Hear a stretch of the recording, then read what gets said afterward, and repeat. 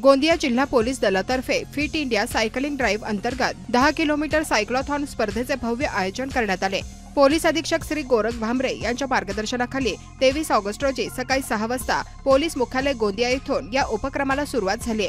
स्पर्धेचा मार्ग पोलीस मुख्यालय, फुलचूर नाका, जयस्तंभ चौक, आंबेडकर चौक, नेहरू चौक असा ठेवण्यात आला होता।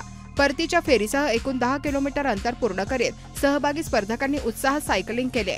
या स्पर्धेत गोंदिया जिल्हा पोलीस दलातील अधिकारी, अंमलदार, त्यांचे कुटुंबीय, संडे सायकलिंग ग्रुपचे सदस्य तसेच स्थानिक नागरिकांनी मोठ्या संख्येने सहभाग घेतला।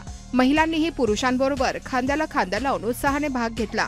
स्पर्धेच्या शेवटी पुरुष व महिला गटात प्रथम, द्वितीय आणि तृतीय येणाऱ्या विजेत्यांना पोलीस अधीक्षक गोरख भामरे यांच्या हस्ते मानचिन्ह व प्रशस्तीपत्र देऊन गौरवण्यात आले।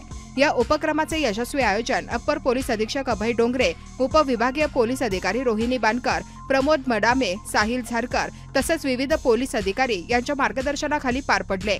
फिटनेस, आरोग्य आणि शिस्तीचा संदेश देणारी ही स्पर्धा जिल्ह्यात आरोग्य जनजागृतीचे नवे उदाहरण ठरले।